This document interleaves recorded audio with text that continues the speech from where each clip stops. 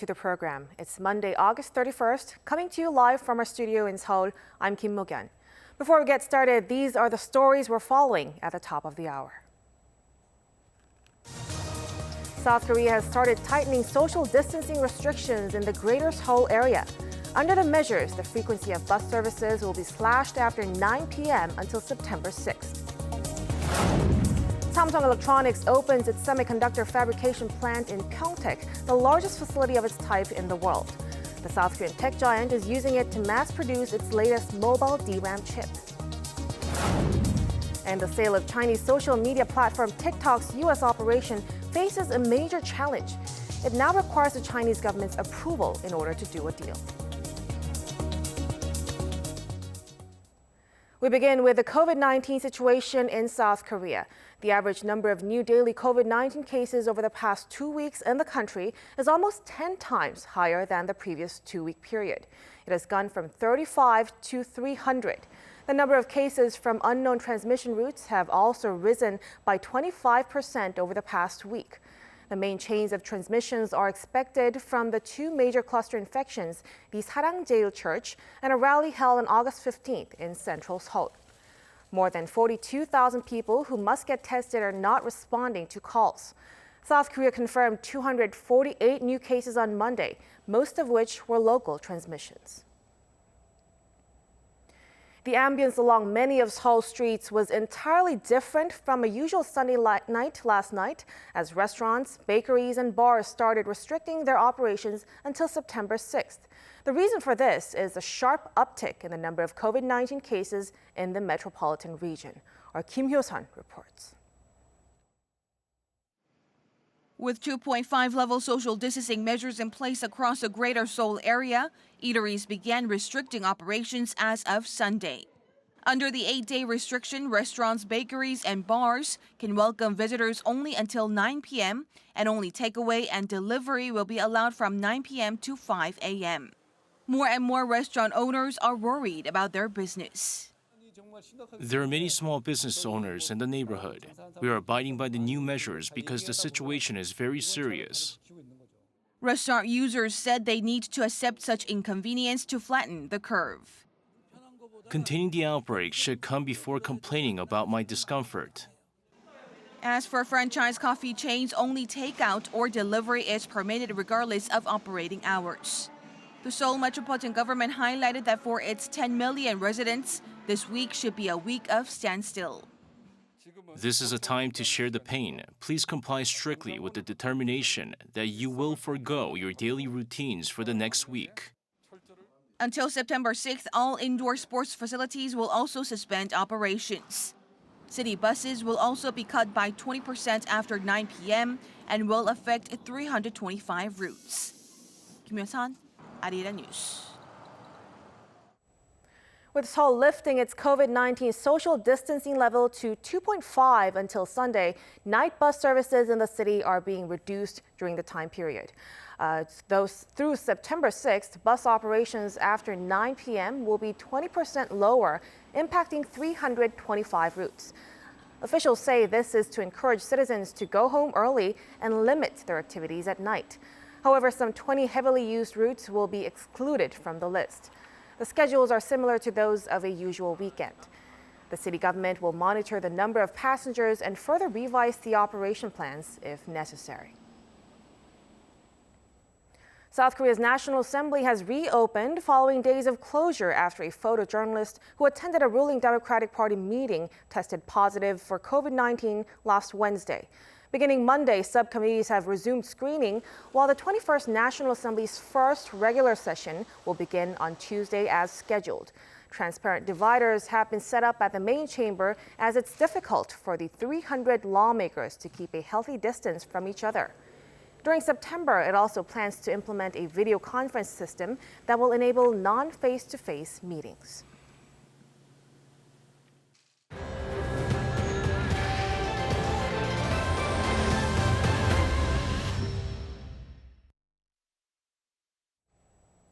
South Korea's retail sales and investment for July both fell amid COVID-19, while the overall industrial output saw a slight bump from the previous month. According to Statistics Korea, retail sales saw the biggest drop in 5 months, down 6% due in part to reduced tax benefits for automobile purchases. The effect of the Emergency Relief Fund, which boosted consumption in May and June, also diminished in July. Facility investment also fell 2.2% on month. The country's overall industrial output edged up 0.1% on month in July, mainly driven by the mining and manufacturing sector. Samsung Electronics has shipped its first products from its Pyeongtaek Line to the world's largest semiconductor plant.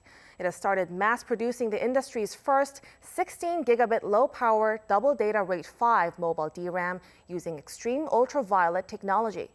Samsung plans to invest worth $25 billion to make the Pyeongtaek plants the key manufacturing hub for the industry's most advanced semiconductor technologies.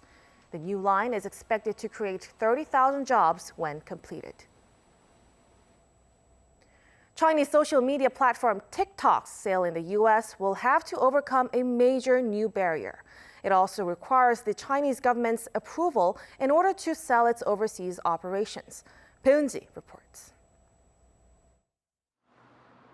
New regulations put out by the Chinese government are challenging the sale of TikTok's operations in the United States, as its parent company ByteDance will now require a government permit in order to sell its overseas assets.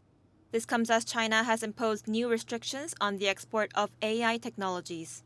The new restrictions announced by China's Commerce Ministry cover speech and text recognition, as well as analysis on data for personalized content recommendations, all of which are used by TikTok. The Chinese government said the measure is needed to, quote, safeguard national economic security. ByteDance needs to be sold in order to operate in the U.S., as President Trump recently declared that it will be banned in the U.S. otherwise, citing national security risks. U.S. firms such as Microsoft, Walmart, and Oracle have been in talks with ByteDance about acquiring TikTok's U.S. operations and any data it obtained from TikTok users in the U.S. Sources tell Bloomberg that the additional approval in Beijing is likely to delay the sale and could undermine any transaction. They added that as the Chinese government will take its time on any review, a deal is unlikely to go through until after the U.S. presidential election in early November. ByteDance has vowed to strictly abide by Beijing's updated export restrictions. Pyeongtaek, Arirang News. With Japanese Prime Minister Shinzo Abe set to resign due to ill health, Tokyo is now tasked with choosing its new leader.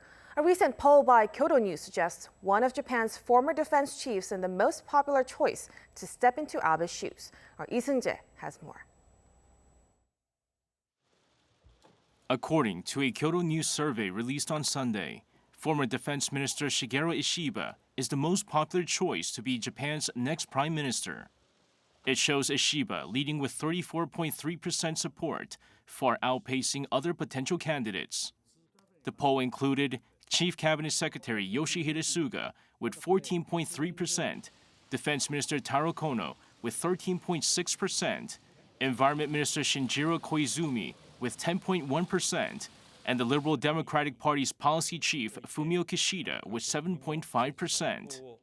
The survey, conducted over 2 days on 1,050 people, also showed 58.6% believed Abe's resignation was appropriate. Over a quarter said it came too late, while 12.7% felt it was too soon.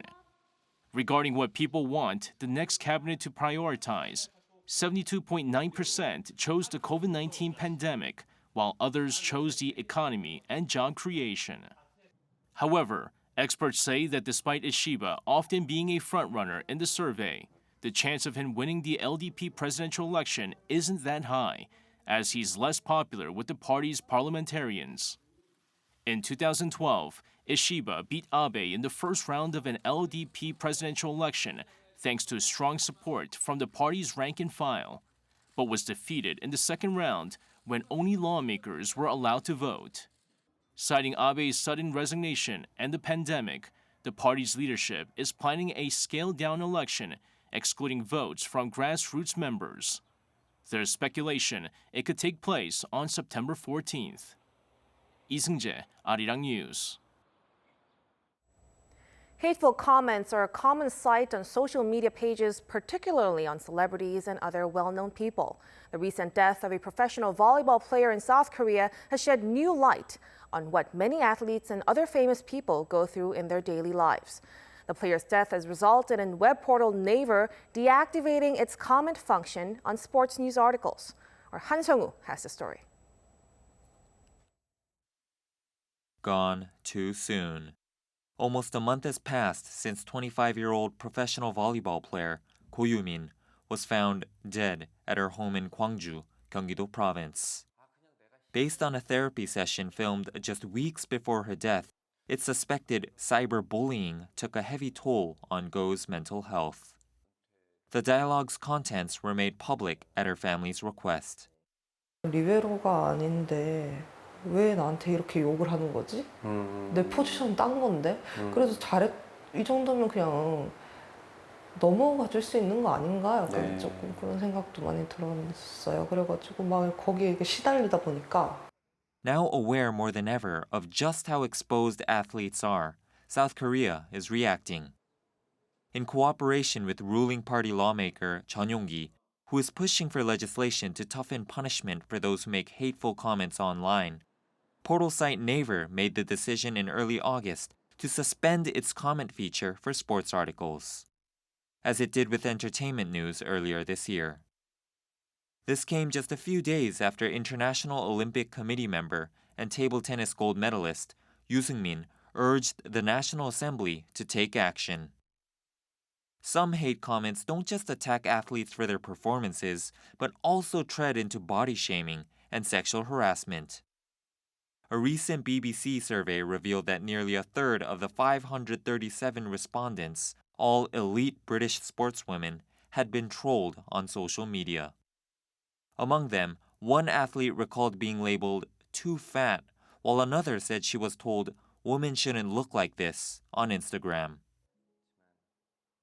With the National Assembly's interest and help from Naver, Go Yoo-min's departure has gone some way in rekindling the anti-cyber hate movement in Korea, showing that her death wasn't in vain.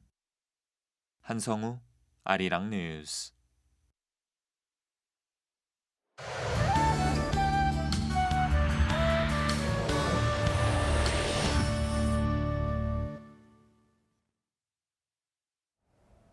Good morning.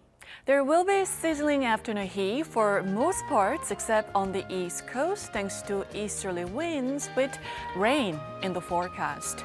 So the East Coast could see 5 to 30 millimeters of rainfall, while Chungcheongdo and Jeollado provinces could see 10 to 60 millimeters of passing showers during the day. Meanwhile, Jeju could start to see heavy rain tomorrow due to Typhoon Maisak. And that powerful storm is heading for Jeju and the southeast of the country from the middle of this week. In fact, Jeollado provinces will also start to see heavy rain starting tomorrow. And for now, the weather agency is forecasting Maisak will make its closest approach to Seogwipo on Jeju this Wednesday around 7 p.m., reach Busan by 3 a.m. on Thursday, then pass near Gangneung in Gangwon-do province by 9 a.m. on Thursday. And this afternoon, we're looking at gray skies in most parts with warm highs along with very high humidity. And please do expect downpours and strong winds through early Thursday. Stay updated with the latest weather forecast. That's Korea for you, and here's a look at the weather conditions around the world.